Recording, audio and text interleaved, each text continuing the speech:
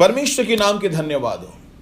बीज बोने का दृष्टांत में कुछ बीज अलग अलग भूमि पर गिरा, परंतु जो चट्टान पर गिरा उसके बारे में मैं आपसे कहना चाहूंगा। चट्टान पर जो बीज गिरा उसका 5 मुसीबत हुआ, जिस कारण वह फलवंत नहीं हुआ। पहला है चट्टान, दूसरा मुसीबत था कि उसमें कम मिट्टी था, तीसरा है जड़ नहीं पकड़ा, चौथा है तरी नहीं मिला, पांचवा है सूरज का प्रकोप को सह नहीं सका। चट्टान के कारण वह फलवंत नहीं हुआ, अल्प मिट्टी होने के कारण वह आगे नहीं बढ़ सका, जड़ नहीं पकड़ा, चौथा है तरी नहीं होने से। आज का हमारा ध्यान का विषय है तरी। लूका रचित सुसमाचार उसका 8 अध्याय में यहां पे कहा गया है। मेरे साथ आप खोले और पढ़े।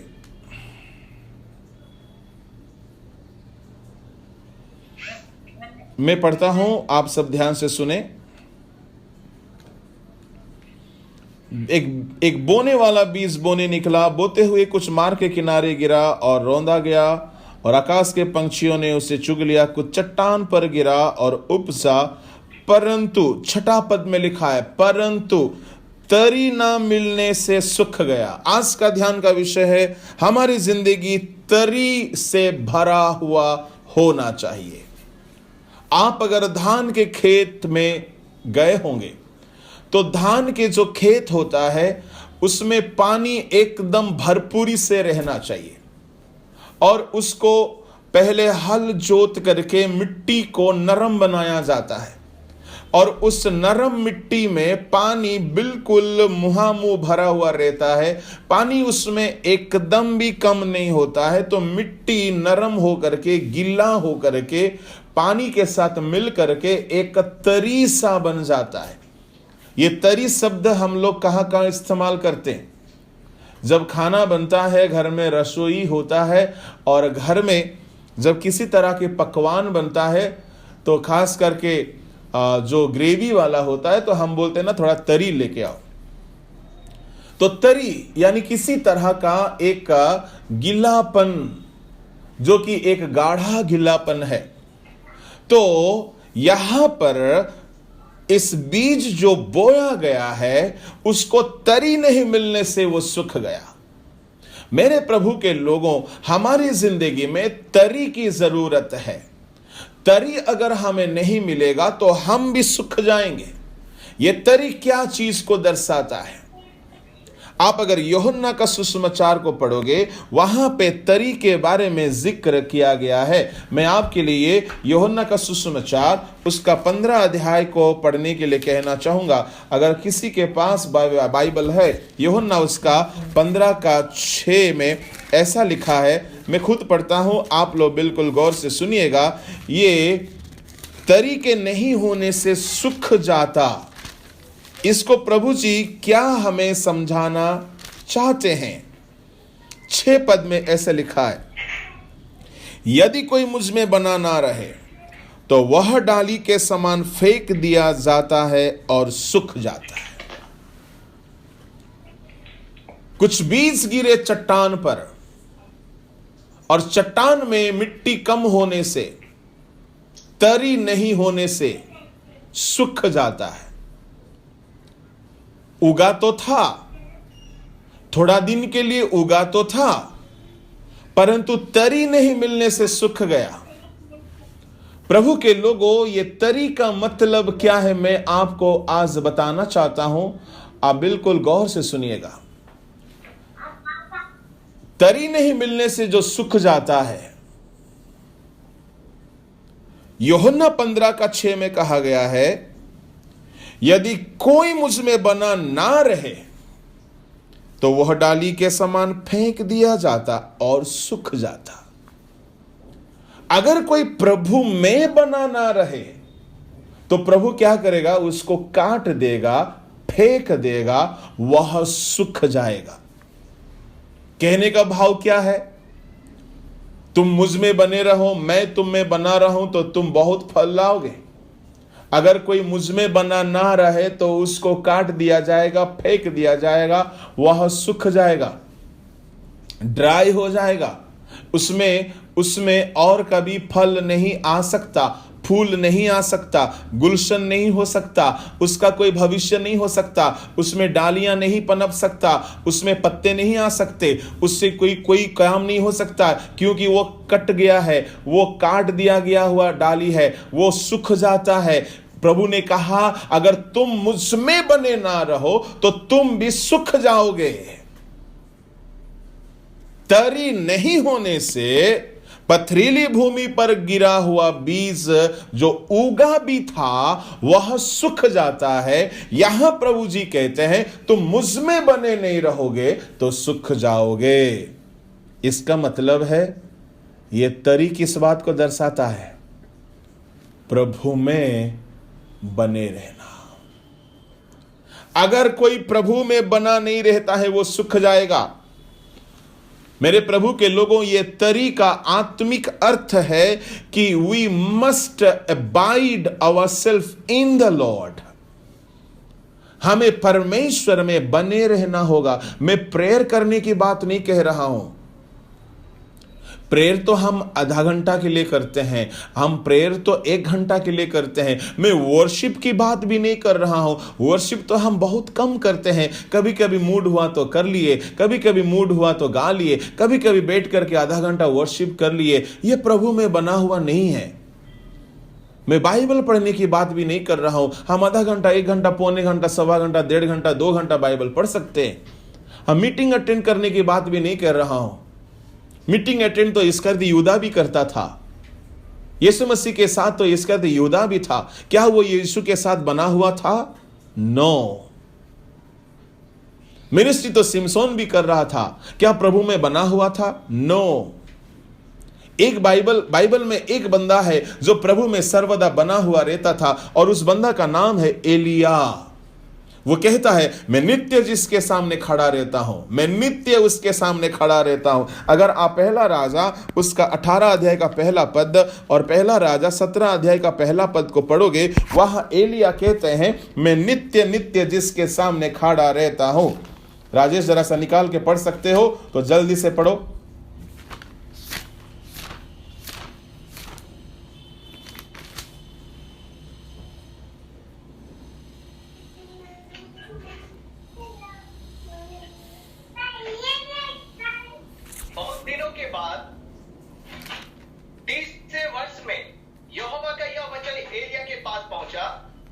जाकर अपने आप को अहाब को दिखा और मैं भूमि पर मैं बरसा दूंगा।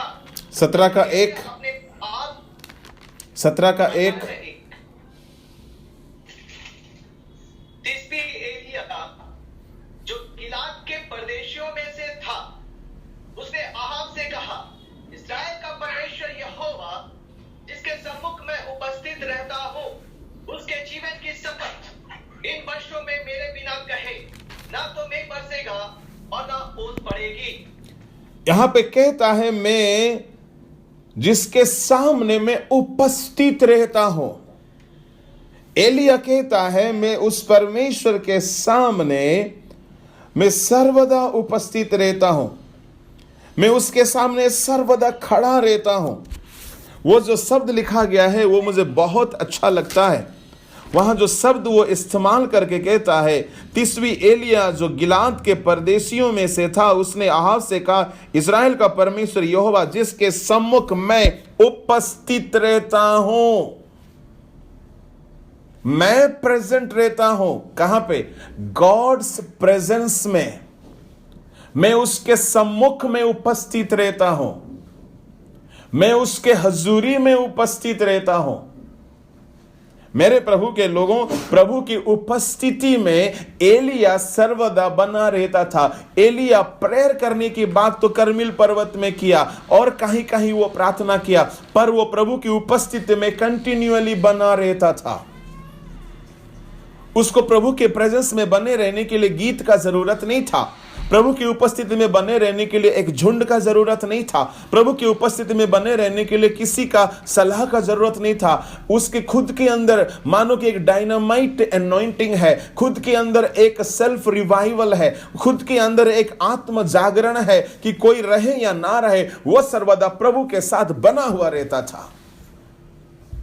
वह सर्वदा प्रभु के साथ बना हुआ रहता था। मैं यही कहना चाहूंगा, यीशु मसीह ने कहा अगर कोई डालियां मुझ में बना ना रहे तो वो काट दिया जाएगा और फेंक दिया जाएगा, वह सूख जाएगा। मेरे प्रभु के लोगों, अगर आप चाहते हो कि आप जिंदगी में ना सूखो, आप जिंदगी में सर्वदा बढ़ते जाओ, तो आपका जिंदगी में प्रभु में बने रहने का तरी होना चाहिए। मैं ये भी नहीं कह रहा हूं कि आपको गीत नहीं गाना है, बाइबल नहीं पढ़ना है, प्रार्थना नहीं करना, ना ना ना ना ना। हम गीत गाएं तो खुद को प्रभु में बने रखने के लिए। हम बाइबल पढ़ते हैं इसी के लिए कि हम खुद को प्रभु में बनाए रखने के लिए। हम प्रार्थना इसीलिए करते कि खुद को प्रभु में बनाए रखने के लिए। अगर वही गीत गाने के वक्त तक तो हम प्रभु में बने हुए रहते, पर जहां गीत खत्म हुआ फिर हम दुनियादारी में बने रहने लगते हैं। प्रभु में 24 घंटा बने हुए रहना, इसलिए कहा गया है आप प्रभु में बने रहो। जो डालियां मुझ में बना रहे वो बहुत फल लाता है, और जो मुझ में बना नहीं है वो फेंक दिया जाता, वो सूख जाता, सूख जाता। आपका जिंदगी का जो नरिशमेंट का जो सोर्स है वो प्रभु में बने रहो। इसलिए प्रभु भी शीघ्र आने वाला है। वो किसको ले जाने को आ रहा है? जो मसीह में मुए हैं। हम प्रभु में कब आते हैं? जिस दिन हमारा उद्धार होता, जिस दिन हम बपतिस्मा लेते, जिस दिन हम पवित्र आत्मा पाते हैं, उस दिन हम प्रभु में आ जाते हैं। इसका मतलब है 24 घंटा आप गाना गाओ या ना गाओ, 24 घंटा आत्मा में रहो। यूहन्ना का सुसमाचार, उसका अगर आप देखोगे कि 14 अध्याय का 16, 17, 18, 19, 20 में कहा गया है, मैं पिता से विनती करूंगा, पिता तुम्हारे लिए एक सहायक को भेजेगा, और उस दिन तुम जानोगे मैं पिता में हूं, तुम मुझ में हो, मैं तुम में हूं। यानी तीन परमेश्वर, त्रिएक परमेश्वर मिल करके हमारे भीतर बस जाएंगे। हम प्रभु में और प्रभु हम में। जो डालियां मुझ में बना रहे वो सूखेगा नहीं। तरी के बिना चट्टान पर गिरा हुआ बीज सूख गया। मेरे प्रभु के लोगों, इन दिनों में दुनिया की स्थिति, चिन्ह, लक्षण को देखते हुए मैं कहना चाहूंगा कि प्रभु का आगमन बेहद करीब है। बगैर पवित्र आत्मा के अगर आप जी रहे हो, आप प्रभु में बने नहीं रह सकते हैं। प्रभु में बने रहना है तो पवित्र आत्मा के साथ सर्वदा चलना। हनोक एक ऐसा बंदा था, उत्पत्ति के किताब उसके 5वीं आयत में हनोक 300 वर्ष तक परमेश्वर के साथ साथ चला। 22, 23, 24 और लिखा गया है, हनोक परमेश्वर के साथ चलता रहा और परमेश्वर ने उससे ग्रहण कर लिया। वो मरा नहीं है। प्रभु के साथ चलना, walking with God, living with God, fellowship with God, यह हमारी जिंदगी को फ्रूटफुल बनाता है। हमारी जिंदगी मेटीरियली तो फ्रूटफुल हो ही जाएगा अगर आप मेहनत करोगे, परंतु इससे हमें अनंत काल का विरासत नहीं मिलेगा। इसलिए मेरे प्रभु के लोगों में इन्हीं वचन के साथ समाप्त करता हूं। प्रभु आप सबों को बहुतायत की आशीष दे। और थोड़ी देर के बाद एक और छोटा सा संदेश मैं आज व्हाट्सएप ग्रुप में डालूंगा, जो आप आराधना अटेंड नहीं कर पाए हैं। इतना याद रखिए, आपके जिंदगी में तरी का जरूरत है तो आप कभी भी नहीं सूखोगे। आपका स्पिरिचुअल लाइफ के लिए जो तरी चाहिए, जो कि चट्टान पर बीज गिरा, तरी नहीं होने से सूख गया। और ये तरी का मतलब यूहन्ना 15:6 में हमने पढ़ा, प्रभु में जो बना नहीं रहेगा वो सूख जाएगा। और प्रभु में जो जो बने हुए रहे वो जिंदगी में अकाल के समय में भी हरे भरे थे। एलिया को देखो, 3.5 साल का अकाल था, पर वो सूखा नहीं, मरा नहीं, क्योंकि प्रभु में रहने वालों को किसी भली वस्तु की घट्टी नहीं होती। आपका भौतिक जिंदगी, आत्मिक जिंदगी, सांसारिक जिंदगी, financial life, spiritual life, ministry सर्वदा फ्रूटफुल होगा अगर आप प्रभु में बने रहोगे। वो हमारी आत्मिक जिंदगी का तरी बन जाएगा, और तरी में अगर कोई बीज गिरा है वो सूखेगा नहीं, वो फलवंत होगा। प्रभु इन वचनों से हमें आशीष दे। आइए मैं इन आशीष के साथ, इन वचनों के साथ समापन के प्रार्थना करूंगा और आज की सेवा को हम समाप्त करेंगे। Hallelujah, praise the Lord, praise the Lord, praise the Lord, praise the Lord. सर्वशक्तिमान सनातन परमेश्वर पिता, मैं धन्यवाद देता हूं प्रभु जी, हमारी जिंदगी में तुझ में बने रहने का तरीका जरूरत है लॉर्ड। अगर प्रभु हम तुझ में बने रहेंगे तो हम कभी भी सूखेंगे नहीं, परंतु हम फलवंत होंगे। अकाल के समय भी हम हरे भरे होंगे। मेरे पिताजी, आज की सेवकाई को तूने आशीष दिया, मैं धन्यवाद देता हूं। वचनों से हमें जगाया प्रभु, धन्यवाद देता हूं। जितने आज हाजिर है हर एक को आशीष करना, ये हफ्ता भर हर एक को संभालना। मौसम बदलने के वक्त में किसी का शरीर में किसी तरह की दिक्कत मुसीबत ना होवे, हर एक को संभालिए प्रभु। कोरोना से लोगों को बचाइए, नौकरी में लोगों को आशीष देना, व्यापार में बच्चों की पढ़ाई में बरकत देना, हर परिवार को संभालना। अरुण भाई को, सोमू को, सुमित को, सुक्रमणि को, और जितने भाई बहनें बीमार हैं, यीशु के नाम से वे चंगे हो जाए। आज की आराधना में जितने हाजिर है प्रभु, हर एक को आशीष दीजिएगा प्रभु जी। बहुत सारे प्रियजन आज दुखित है, शोकित है, कई लोगों ने अपनों को खोया है, उन सब की सुधि लीजिएगा प्रभु। हर एक को तेरे पवित्र हाथों में समर्पण करता हूं। आज की सेवकाई को तूने आशीष किया, इसलिए मैं धन्यवाद देता हूं। आदर, महिमा, गौरव, इज्जत तुझे देकर इस छोटी सी प्रार्थना को यीशु के नाम से मांगता हूं। पिता परमेश्वर का प्रेम, यीशु मसीह का अनुग्रह, पवित्र आत्मा की सहभागिता हम सभी के साथ यीशु को दोबारा आगमन तक होती रहे। आमीन। Hallelujah, hallelujah, hallelujah.